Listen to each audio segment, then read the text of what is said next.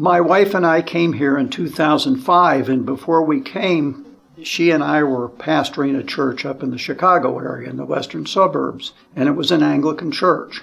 We were ordained under the Bishop of Rwanda, and that was the province that we were inextricably tied to.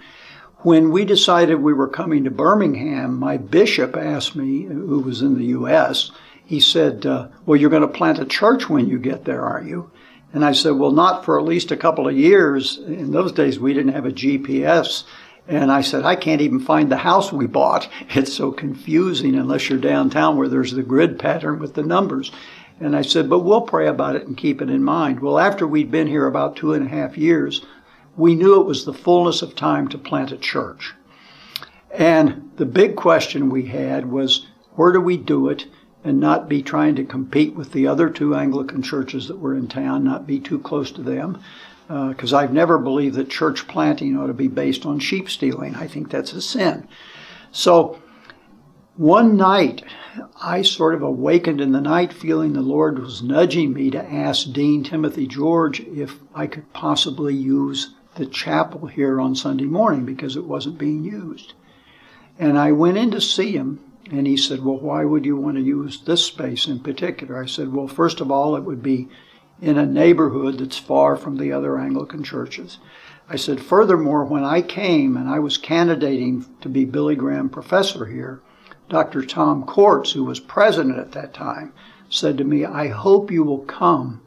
And he said, I know your heart for evangelism.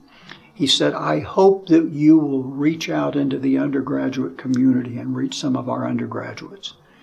And so I said to Dr. George, I said, sir, there are students on the Samford campus, especially a lot of freshmen that don't have a car. They can't get to a church. But I said, none of them have an excuse to say I can't go to church because I can't get there. They can walk a couple of 100 meters and get to church. So he liked that idea.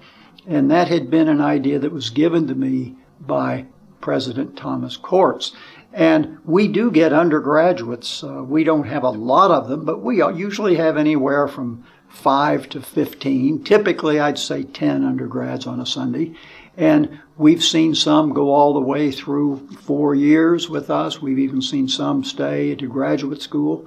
We've seen, I don't know how many conversions we've seen, but we have brought students in that otherwise didn't have a way to church. And some of them were from our tradition, but others came from totally different traditions, but had a sort of a longing for something more. They wanted liturgy, they wanted sacraments.